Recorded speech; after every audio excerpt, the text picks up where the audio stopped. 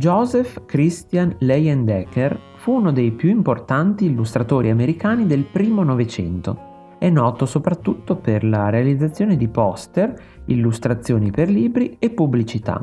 A lui si devono l'immagine commerciale nota come The Arrow Color Man, oltre che a molte copertine del The Saturday Evening Post, una delle riviste più diffuse e influenti per la classe media americana.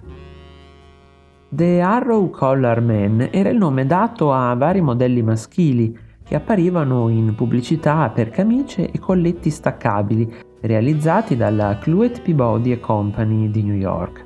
Questi uomini freccia prendevano il nome dai colletti appuntiti e dalla forma che ricordava in effetti la punta di una freccia.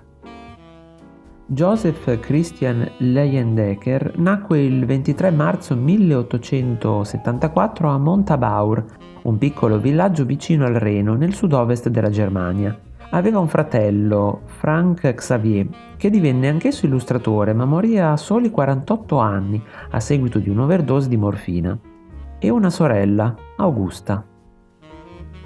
Nel 1882 la famiglia Leyendecker emigrò negli Stati Uniti, a Chicago, dove lo zio materno aveva fondato la fortunata fabbrica di birra McAvoy.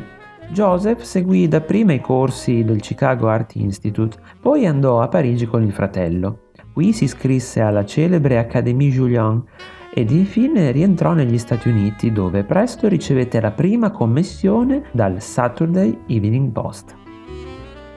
Nel 1900 Joe, Frank e Augusta si trasferirono a New York, allora il centro delle arti commerciali, pubblicitarie ed editoriali statunitensi. I due fratelli in particolare furono uniti da carriera e vita privata. Entrambi omosessuali lavorarono sempre come una squadra, nonostante Joe fosse chiaramente il più talentuoso dei due. L'incontro con il modello Charles Beach cambiò per sempre la vita di Joe. Charles divenne l'immagine ripetuta in molti dei lavori dell'artista e tra i due nacque presto una passione destinata a durare 50 anni. In poco tempo Charles iniziò anche a gestire i dettagli aziendali per i fratelli Leyendecker, negoziando prezzi sempre più alti per le loro commissioni. Nel 1914 Joe e Charles si trasferirono in una grande casa e studio d'arte a New Rochelle, nei pressi di New York, dove nei ruggenti anni '20 organizzarono celebri feste alle quali partecipavano importanti personalità del mondo dell'arte, del commercio e della moda. Tra il 1896 e il 1950 Leyendecker realizzò più di 400 copertine. Solo per il Saturday Evening Post l'artista produsse 322 copertine, oltre a molte illustrazioni pubblicitarie per le sue pagine interne. Nessun altro artista, fino all'arrivo di Norman Rockwell, si legò così saldamente a una rivista, plasmandone l'immagine. La popolarità e la produttività di Joe raggiunsero il massimo negli anni 30. Sebbene Norman Rockwell copiasse clamorosamente lo stile e i temi di Leyendecker, Joe era imperterrito. Nel periodo di maggior successo arrivò a guadagnare ben $50.000 l'anno, che rapportati ad oggi sono oltre $1 milione.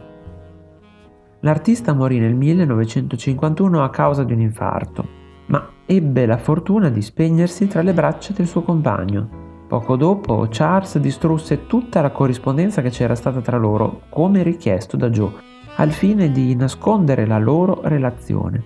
Charles morì pochi mesi dopo.